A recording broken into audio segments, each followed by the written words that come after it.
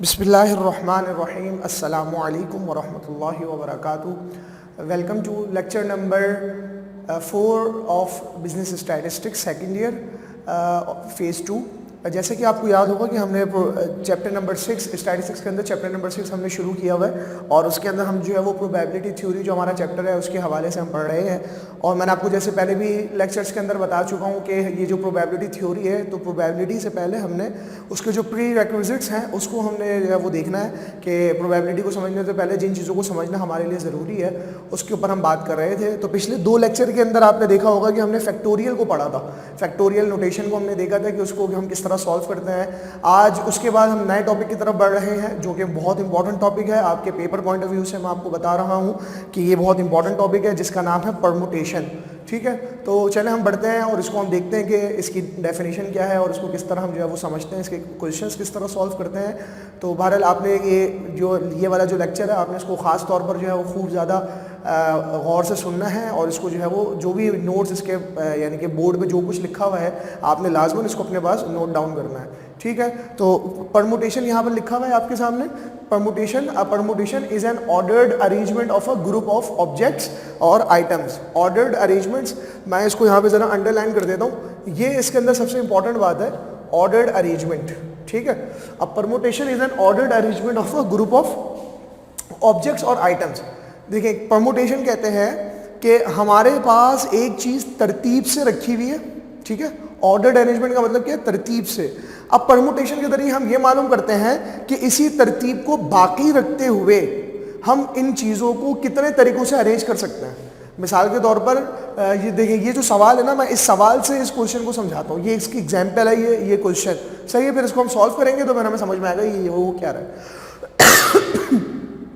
सवाल में हमें कह रहे हैं कि in how many ways can 5 men be selected in a raw having 3 seats.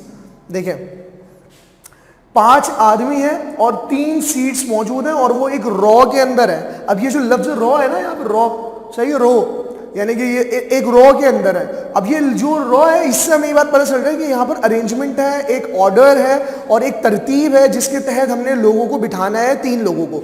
और बंदे कितने हमारे पास, लोग कितने हमारे पास, वो 5 है।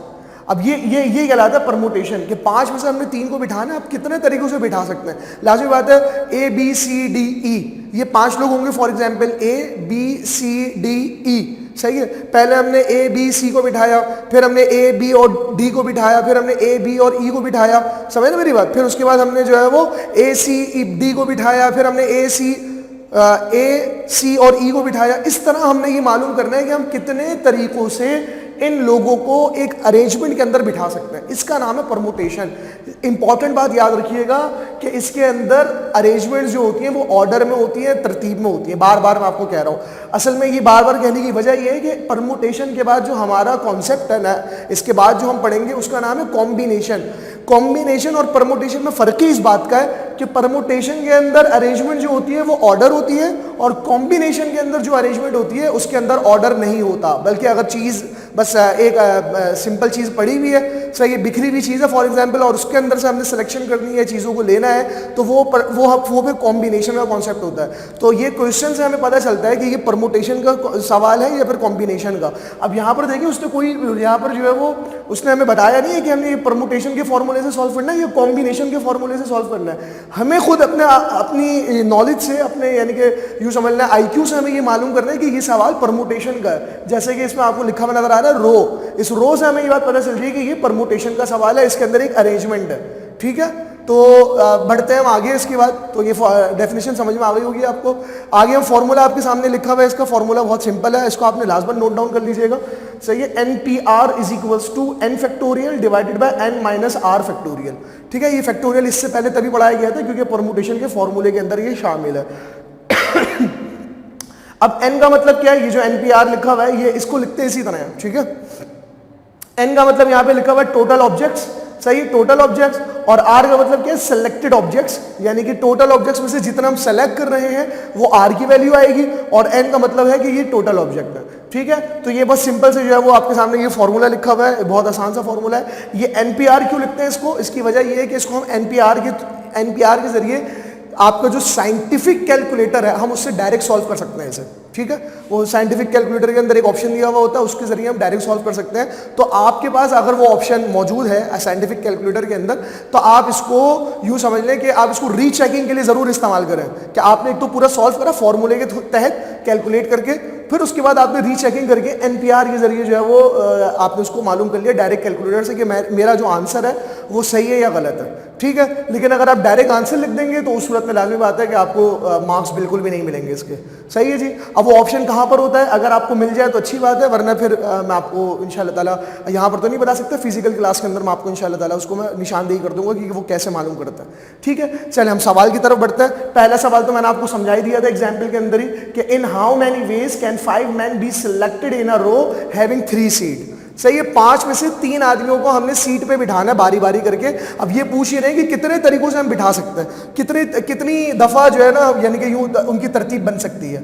तो इसको सॉल्व करने का तरीका क्या होता है, सिंपल है। हमने सबसे पहला फॉर्मूला लिखा N P R is equals to N factorial divided by N minus R factorial. अब उसके बाद हमने यहाँ पर डाटा ज़रा बना लेते हैं। एन क्या है, यहाँ पर हमारे पास 5 है क्वेश्चन के अंदर, और आर मेरे पास क्या है, आर है मेरे पास 3, सही है ना। एन का मतलब है टोटल ऑब्जेक्ट और आर का मतलब है सिलेक्टेड। तो 5 में से हम 3 को सिलेक्ट कर रहे हैं ना, 5 में से 3 को सिलेक्ट कर रहे हैं बार बार, तो ये आपके पास आंसर आ गया। अब हम इसको फॉर्मूले में पुट कर देते हैं। तो एन की जगह आ गया 5, और यहां पर भी एन है तो इसके यहां पर भी 5 आ जाएगा, माइनस आर का मतलब है 3 और अपॉन फैक्टोरियल, ठीक है जी। तो हम आगे सॉल्व करते हैं इसको, मैं यहीं पर ही स्टेप कर देता हूँ ताकि आप लोग नीचे कर लीजिएगा। तो ये तो 5 फैक्टोरियल ही रहा, 5 माइनस 3 तो ये हो गया 2 फैक्टोरियल, ठीक है, 2 फैक्टोरियल हो गया। अब हम ज़रा इसको और सॉल्व करते हैं।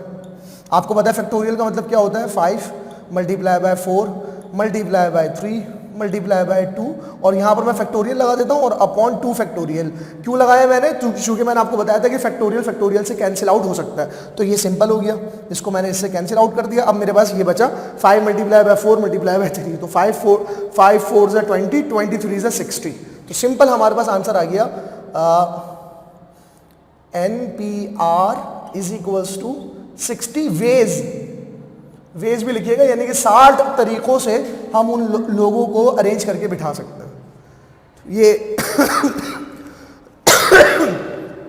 ये आपके पास पहला सवाल था जो हमने आपके सामने सॉल्व करा। उम्मीद करता हूँ आसान सा होगा, इसमें अंदर कोई मुश्किल नहीं हुई होगी आपको, ठीक है। आगे देखें, अगला सवाल देखते हैं। In how many ways can 5 people be lined up to get a bus. सबसे पहले तो हमें ये पहचानने की जरूरत है कि भाई ये परमुटेशन का सवाल है। अभी तो ये पता चल रहा है कि मैंने इस हेडिंग के तहत लिखा है, ठीक है। बात पेपर में तो सिंपल उसने पूछा हुआ होगा, अब ये मालूम करना कि ये परमुटेशन है, ये कैसे पता चल रहा है। इसके अंदर भी एक लफ्ज हमें इशारतन दिया हुआ है, लाइन्ड अप, यानी कि लोग जो खड़े हुए हैं ना वो लाइन में खड़े हुए हैं, ठीक है। और ये जो लाइन होती है ये अरेंजमेंट है, ये एक यानी कि एक बिल्कुल वो ऑर्डर है, एक तरतीब है। तो ये लाइन में खड़े हुए जो है वो 5 लोग हैं और वो बस के इंतजार में है, और हमें उनको यानी कि वो 5 लोग कितने तरीकों से वो खड़े हो सकते हैं, ठीक है। तो हम यहाँ पर भी इसको सॉल्व करते हैं, जरा देखें।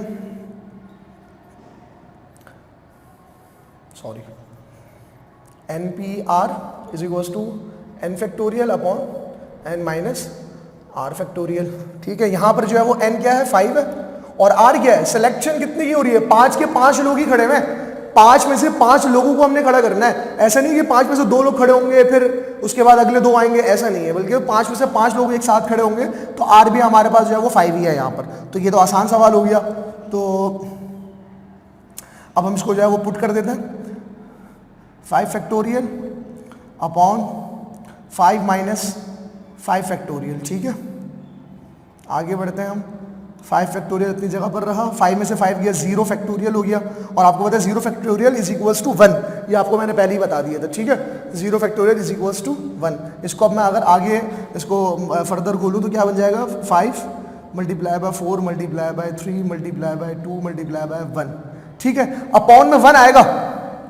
अगर आप लिखना चाह रहे हैं तो लिख दे, लेकिन आपको पता है कि डिनोमिनेटर के अंदर 1 लिखते नहीं है, लेकिन सिर्फ और सिर्फ समझाने के लिए मैंने यहाँ पे लिखा है कि डिनोमिनेटर में 1 यहाँ पे क्यों बन रहा है, क्योंकि 0 factorial is always equals to 1, ठीक है। बस हमने ऊपर वाले को सॉल्व कर देना है, आंसर आ जाएगा हमारे पास। N P R is equals to 5 multiply by 4 multiply by 3 multiply by 2 multiply by 1, answer आ गया 120 वेज। 120।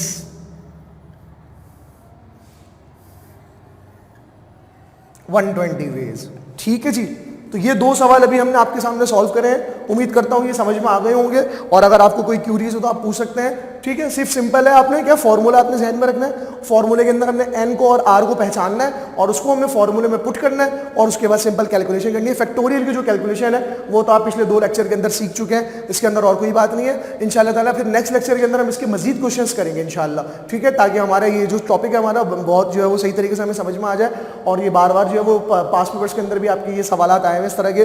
तो इंशाल्लाह बहरहाल नेक्स्ट लेक्चर में हम आगे बढ़ेंगे। अपना ख्याल रखें। जज़ाकुमुल्लाहु खैरन। अस्सलामु अलैकुम व रहमतुल्लाहि व बरकातुहू।